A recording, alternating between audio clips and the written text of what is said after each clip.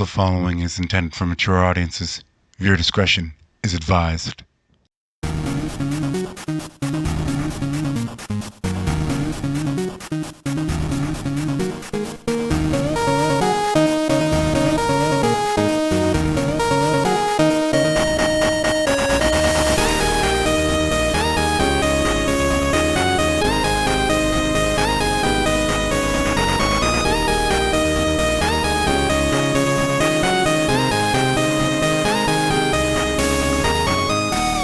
Greetings, Setites. It's been a while since last we visited this one. Since, well, the rotation is growing ever bigger. But it's time to get you guys back in with part 6 of What If Deku was the only boy in Lunanova. Last we left off, Amanda had just joined the harem, and Diana was comforted by her and vice versa. Winter break has been over and done with for about a month, so it's late January, early February. In the last part, I indicated that O's was a thing. But we're not gonna drop in on Eiji Hino just yet. Takumi has something for Izuku at Zalame City. Takumi told him to come by on a weekend, and he did just that. I'm gonna say he has a door with the connect spell in one of the unused closets of Inui craft swords. Izuku entered with Diana. She was astounded by all the beautiful magic jewelry, since, well, she had never actually been in there. Her eyes were on a specific, odd-looking emerald. It seemed to have a rather odd magic to it. "Ah, my prince. Welcome. I swear this won't be a waste of your time, Excellence." Takumi meant his words, but he wasn't exactly groveling at Izuku's feet. "If it's something that you've made, it can never be a waste of my time, Takumi. And thank you for all the wands you made ready for me." Takumi chuckled and scratched his head a bit. If the prince was ordering that many wands, then of course he'd make them. There were even a few special pieces in the batch that clearly went to the girls. While he would love to give them all bracelets or necklaces, some specifically asked for wands. Takumi noticed Diana staring at the emerald. "You have good eyes, princess. That shall also be a ring for Izuku, but it's not quite ready to be forged just yet. Prince Izuku, I present to you a new ring for wizard." For those of you who know Kamen Rider Wizard, yes, it's that ring. Izuku took a good look at the ring and saw that it was indeed powerful. He could feel it from here. Deep within himself, something began to rise. Takumi also hands Diana a lovely black diamond necklace that's shaped like a cat. She loved it. Takumi was happy that she enjoyed his work. "I know it's a little early, but you were here and she clearly wanted jewelry. I know your anniversary isn't for another few weeks, but your order was begging to be worn on her lovely neck, my prince." Izuku saw how the diamond rested on her neck beautifully inside. While it didn't sparkle since it was a black diamond, it was still a sight to behold. Izuku had it made for her since she utterly adored their pet hellings, Kuro. Now, I know what you're thinking. Izuku's rings are rather shiny, yes? Correct, they are. And Kuro has been thoroughly trained to never go near them. It wasn't worth the punishment. However, she was allowed her own hoard of shiny things. Her collar had rubies, sapphires, emeralds, and topazes to represent one of her masters. Kuro loved Izuku and Diana equally, and seemed to also be fond of girls. While she can, of course, be large when she wishes, she tends to look like a normal house cat, or in this case, familiar. Izuku has many familiars already, but Kuro is just too darn cute sometimes, especially when she's cuddled up with Diana. But I digress. Izuku was curious as to what this ring does, and he'd have his answers soon enough. Izuku and Diana saw a group of teenagers around their age playing with small creatures. Once they saw what they were, Izuku had a look on his face, and it was rage. What idiot would bring Helheim here? Well, Salome is about to get wild. I'll do my best to help fend off the Inves when they finally go wild, but I've got my own problems with phantoms and other monsters. Speaking of which, Izuku was being watched by such creatures that we mentioned. However, they were hiding their presence. So that's Wizard, huh? Doesn't look like he's anything special if you ask me. He's just a kid, and his father was easily dealt with enough. One of the two phantoms spoke up. Don't judge a book by its cover, Phoenix. Remember that the previous wizard only fell due to treachery. I don't think that's an option here. Apparently, he and Beast are an item, so the two will always be together. Our only saving grace is that Warlock is still inactive. I know that, Medusa, but I was merely saying that he's a child, and clearly not an elf. There's no way he'll be able to use that magic since he's human. I mean, sure, there's a chance that he may be able to do that since he's wizard, but that's a 1 in a million chance. Phoenix was right and wrong at the same time, and he didn't even know it. Even if that is the case, we shall operate under the assumption that he can, and if he can't yet, there are always ways to acquire certain magics. Apparently, he's allied himself with the bearer of the shiny rod.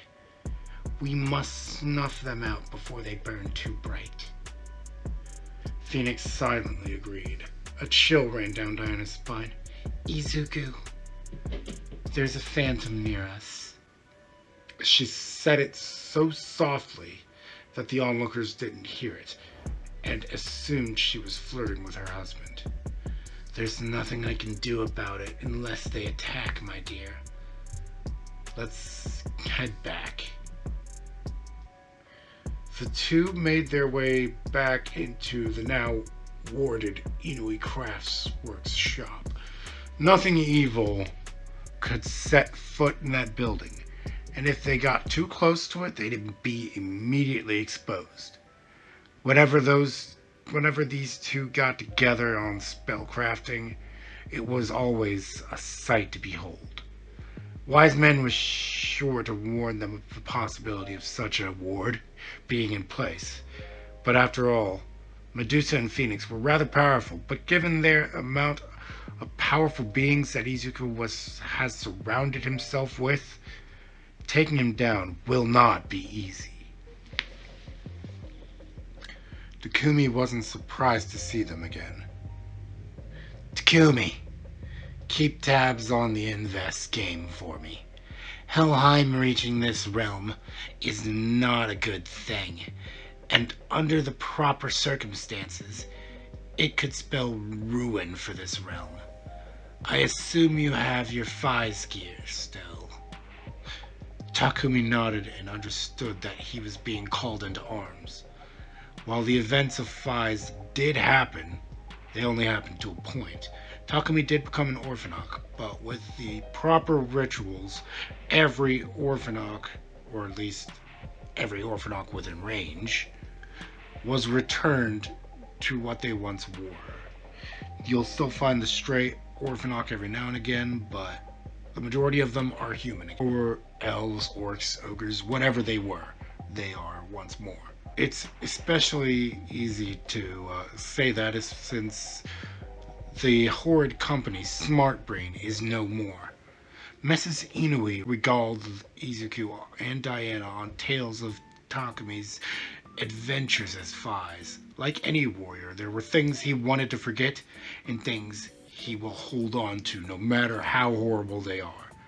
Izuku had newfound respect for Takumi. He knew of Fies.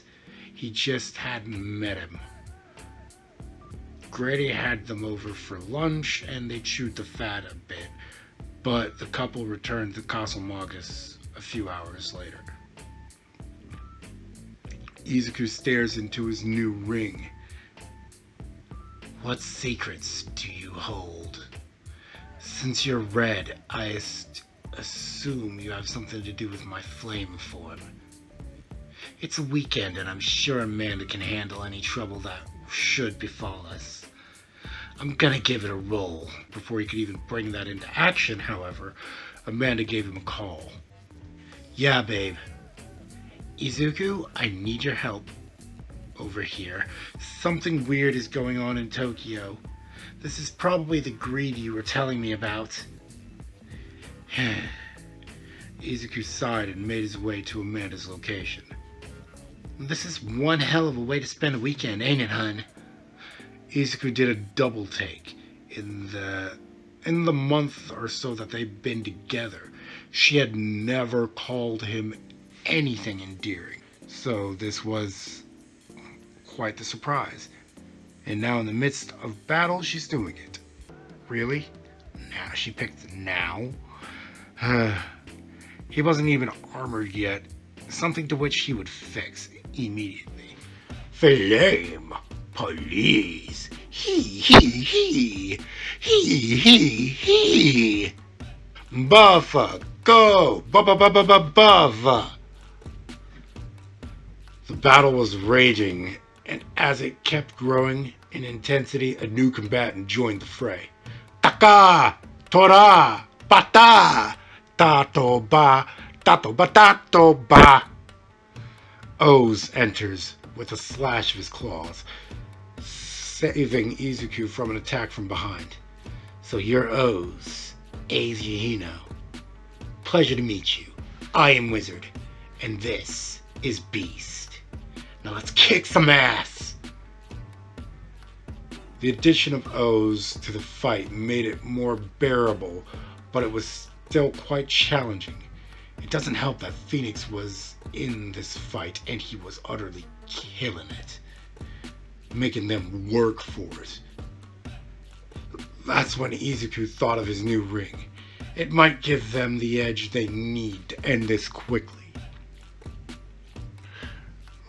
Wizard grabs his ring. Shabadooby touch the hashing. Flame, Dragon, please. Bo.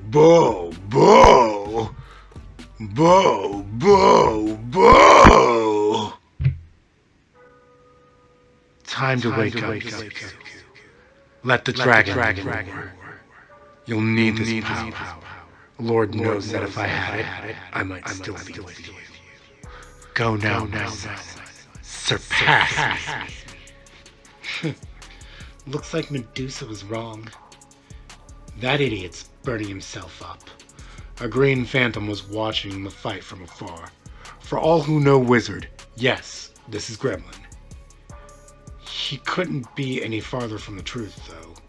His eyes practically bulged from his skull when he bore witness to the form that is known as Flame Dragon. Copy, police! Wizard copied his sword gun and slashes away. Oz, who isn't quite used to magic, does the best he can based on what Ankh had told him about. In this instance, AG is a literal warlock and Ankh is his progenitor. I believe that's the word, yeah, progenitor, I believe.